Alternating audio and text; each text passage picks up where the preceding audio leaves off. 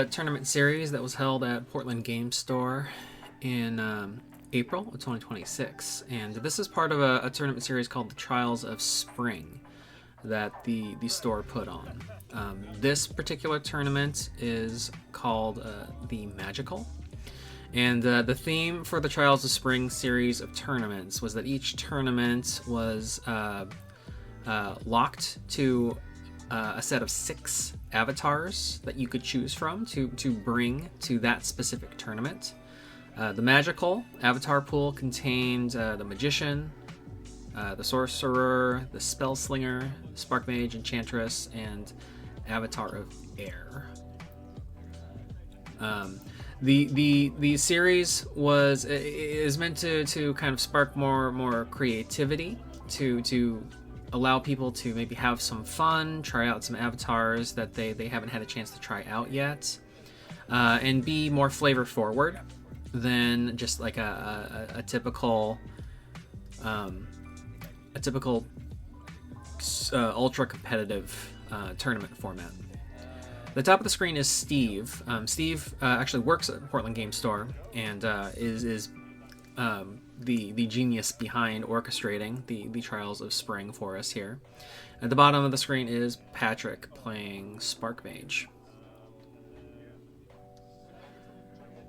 And then Sparkmage in particular is a perfect example here of an avatar that has kind of been thrown to the wayside. It doesn't see a ton of play these days in what you would consider kind of top tier meta, or even kind of meta adjacent competitive, kind of that middle band. It's mostly been relegated to just really lower power casual play, but it's very fun to be able to see it being played on camera here, and to give people the opportunity to kind of mess around with it and see what it can offer. Patrick on a turn 2 here with an aggressive start, lightning bolting the Magician. That may or may not come back to haunt him later. We will see what happens there. Typically, you want to hold your removal options like that to deal with threats that pop up on the board, like these red cap powers, for example. So it is possible that Patrick has another way to deal with the red caps, but now they're on the board and they're going to be hitting him for 3 each turn. Turn 3 for Patrick, he's going to get a town out. So playing out a town says to me that he's probably playing a mono air Sparkmage.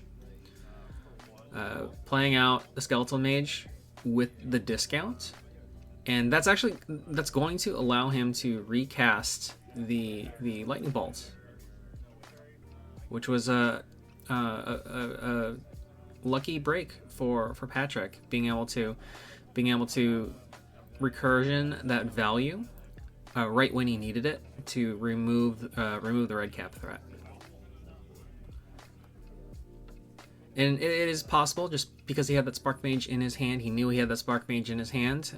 He likely felt a little more free to throw the lightning bolt out there on turn 2, since he didn't. I'm assuming he didn't have another turn 2 play. Allows him to cast the spell on curve and puts it in the cemetery ready for him to use again with the Sparkmage. Steve getting out a second red cap, just continuing to attack in. Patrick deciding not to defend with the Skeleton Mage. Ramping here on, I believe this is turn 4 now, with the Lone Tower. That'll give him 5 mana for this turn. 5 mana on a turn 4 tower ramp is a great opportunity to play a Dapril Vampire or Renatus Trueblood if you have it in your hand. That's like a classic ramp out with air. Instead, he's going to play a Thunderstorm. Thunderstorm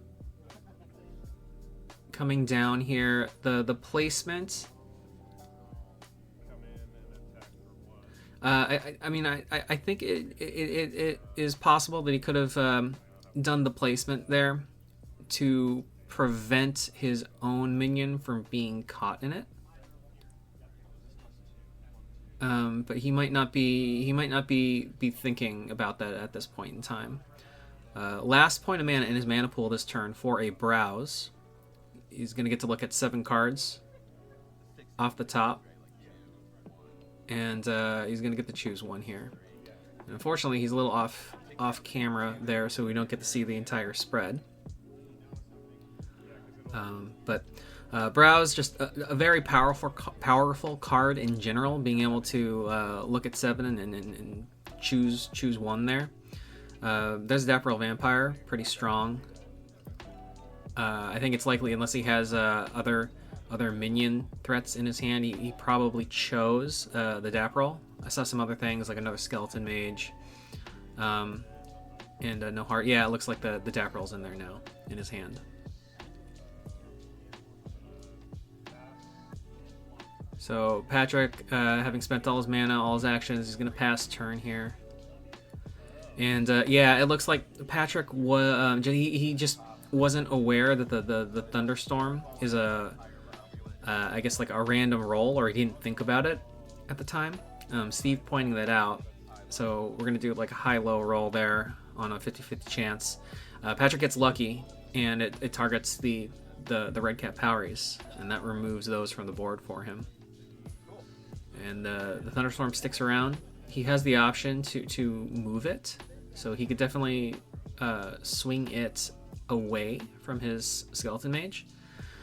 He's choosing not to swing it away from a Skeleton Mage and instead to move it forward, so it gets the Magician avatar within its range, which again is a good position for it to be in. He just has to get his minion outside of the area of effect of the aura.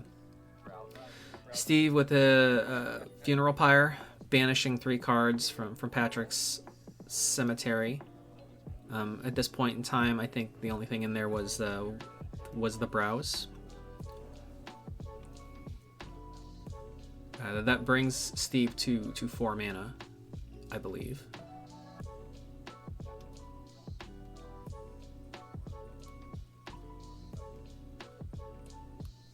4 mana for a Saracen, cast onto a site with no enemies, and then attacking in onto Patrick's home site.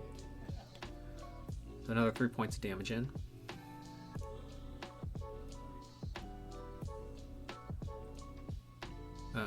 Just passing turn back to Patrick here. Steve favors aggressive aggro decks. And that archetype was very popular pre-Gothic, and we talk about that a lot within our local community.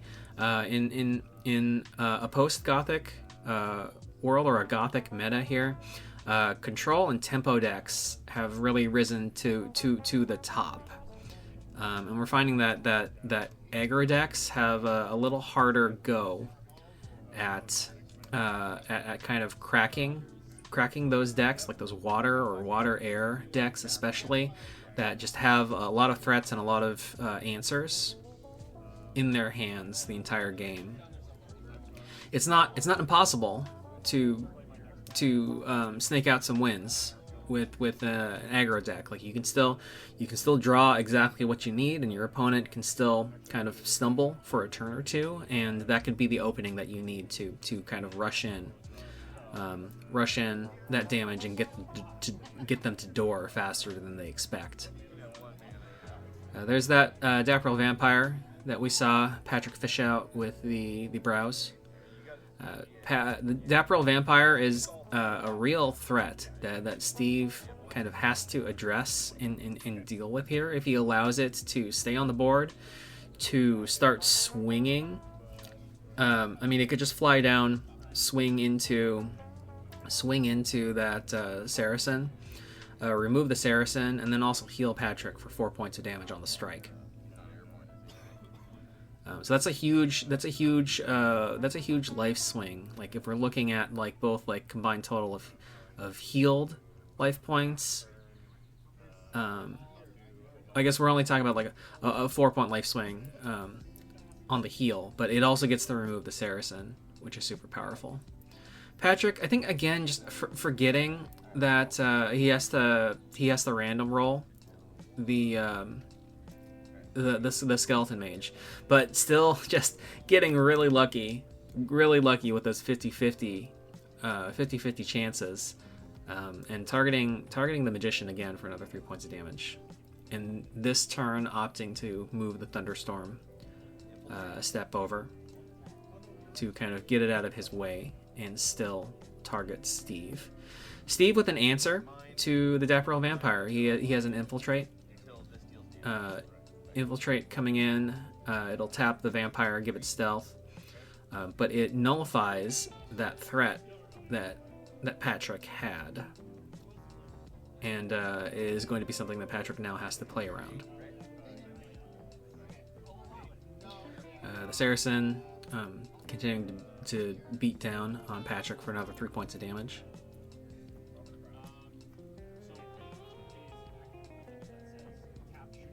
So looking at the current board today, I think Patrick only has looks like he only has 2 cards in his hand, so he is running a little bit low on card advantage. I'm not sure what Steve has. Steve has four cards in his hand, so he's got more advantage there. Patrick trying to fly or displace the Saracen, but Steve pointing out that displace requires the move to be diagonal.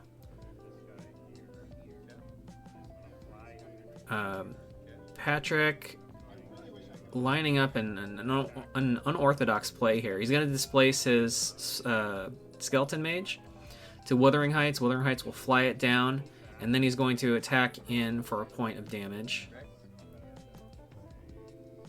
And then tap a Sparkmage for the last 2 points of damage. 2 points from the threshold on the displace that was cast. Random rolling the only available target on that site with the Sparkmage ability for 3 points total into the Saracen Raider. And then he's playing a Headless Haunt, which I think he could do. Yeah.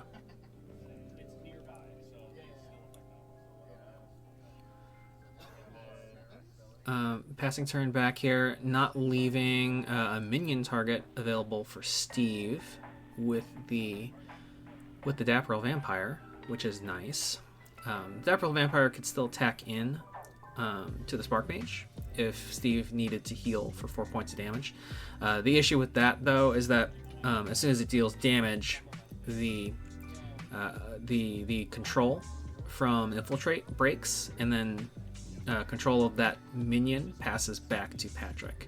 So it's not really in Steve's best interest to do that, typically.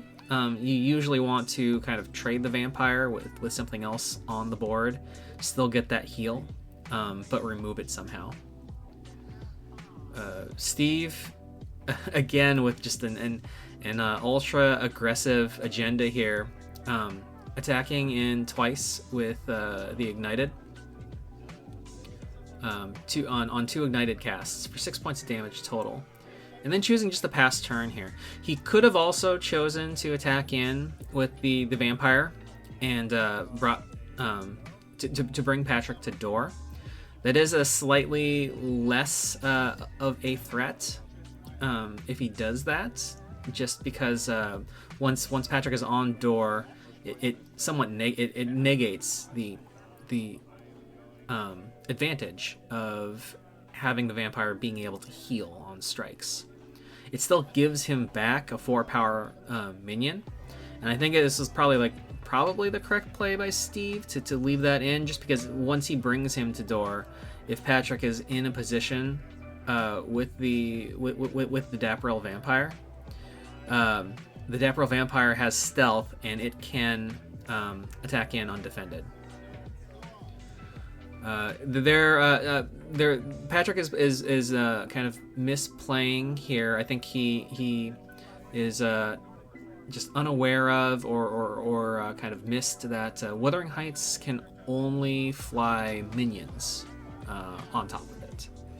And he's flying with the Sparkmage there. And neither Steve or Patrick caught that. And I think they may or may not do that at least one more time this game here in the final turns. Steve is just choosing to fly or move with his controlled Dapperel Vampire, still in stealth.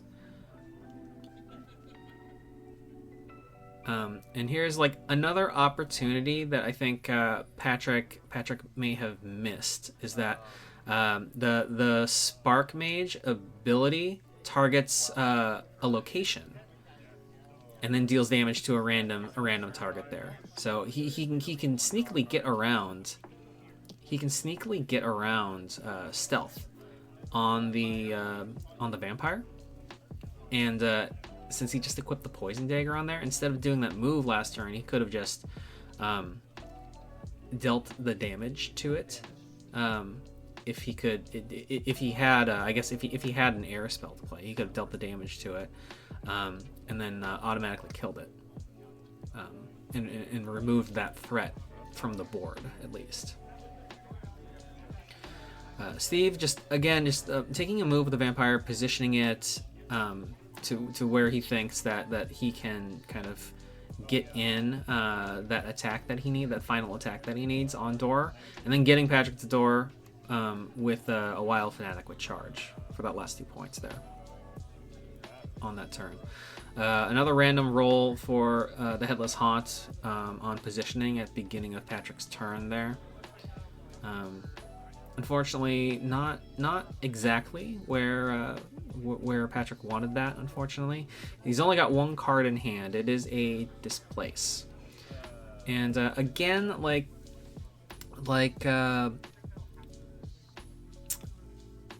we talked about, he could cast the Displace and then target the poisoned well that he's sitting on to deal a point of damage to the Dapperel Vampire, because it targets the site and it doesn't target a unit specifically.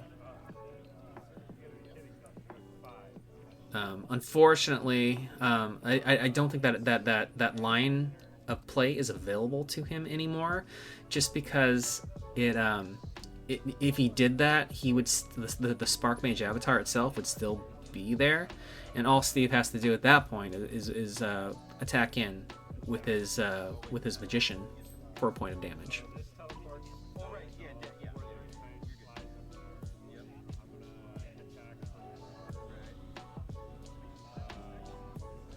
So Patrick just kind of giving it his best here to finish out the game, but I think he's out of options. So that was the Displace up to Wuthering Heights. Wuthering Heights push up to the Poison Well, and then attacking in to his home site for 4 points of damage, bring him to 1. Steve pointing out that he sort of needs he needs a blocker of some kind, or some way to deal with the vampire next turn. I mean, even having the blocker is not going to help, just because the vampire has stealth and attacks from it can't be defended when it is attacking with stealth. So unfortunately, he's giving it a final think here, and weighing his options. But I think he is more or less in checkmate because of based on what's on board here. They're doing another play, which is technically illegal with the Wuthering Heights there. He's choosing to try to run away, so he's moving back with the Sparkmage, then Wuthering Heights flying his Sparkmage back into the back row there. And then his thought process is he has to get away from the vampire, or he's dead next turn. And the way that he is positioned there, it does it does force Steve to kind of have to come up with a kill spell. And he has his kill spell in his hand, Searing Truth. He's going to Searing Truth Patrick, force him to draw the cards, and then he'll take damage, no matter what, based on the mana cost, the lower mana cost of one of those cards drawn. So, a fun game to watch. Even though there were a couple mistakes there, just with the Wuthering Heights, in particular in terms of rules mistakes, and then like just a couple things that maybe Patrick could have done. I think if Patrick had realized that he could have targeted the location that the vampire was on with the Sparkmage ability, once the Poison Dagger came out, to get that removed, that might have bought him another turn. And kind of in sorcery, who knows, another turn. Sometimes another turn is all you need to stabilize the board state, and kind of turn the tables. That was round 1 of the Trials of Spring, the magical tournament, and we will move on to round 2 next.